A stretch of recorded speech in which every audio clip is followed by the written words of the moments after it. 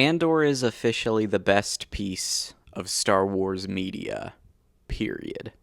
And it's not particularly close. Throughout season 1, we kind of held on to, and it's worth maintaining still, Empire is still the pinnacle of, like, this is what Star Wars should be.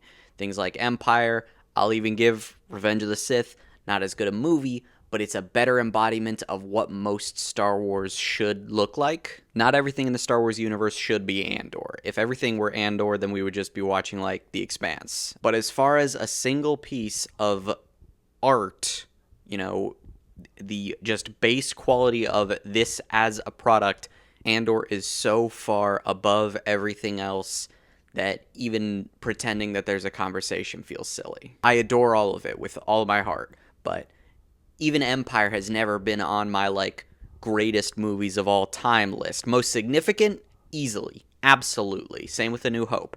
But best? Maybe Empire. And it wouldn't be super high. Andor is unquestionably on my greatest TV shows of all time, and it might be the top. I haven't watched all the big hits. I never watched Breaking Bad, Better Call Saul, but from what I have seen of them, they're definitely still contenders, but I absolutely believe that Andor can swing with them. Especially these last 3 episodes, it really makes the most of the grim knowledge of where it's going to end up. The fact that we already knew before the show started what Cassian's ultimate fate would be is something that's been used mostly sparingly. There are only the occasional references, oh, he was building parts of the Death Star, stuff like that. This last episode really hammered in, remember, he's gonna die. And it's heartbreaking and brutal, but man, is it good television. This has elevated Cassian to easily one of my favorite Star Wars characters, but beyond that, it has also elevated countless others to be among that number. Luthen, Clea, Dedra, all easily in. I don't know that I want to commit to all of them being in the top 10, but almost definitely top 20. And, in a galaxy of, it must be thousands of characters, right? There's around 400 books, a couple of dozen video games, 9 movies, 12 movies. If each of them has only 10 major characters, obviously some overlap between those, there are thousands of named and established characters in the Star Wars universe, and the entire cast of Andor is easily going to make the top 100. And when I say cast, I'm including Erskine Samaj.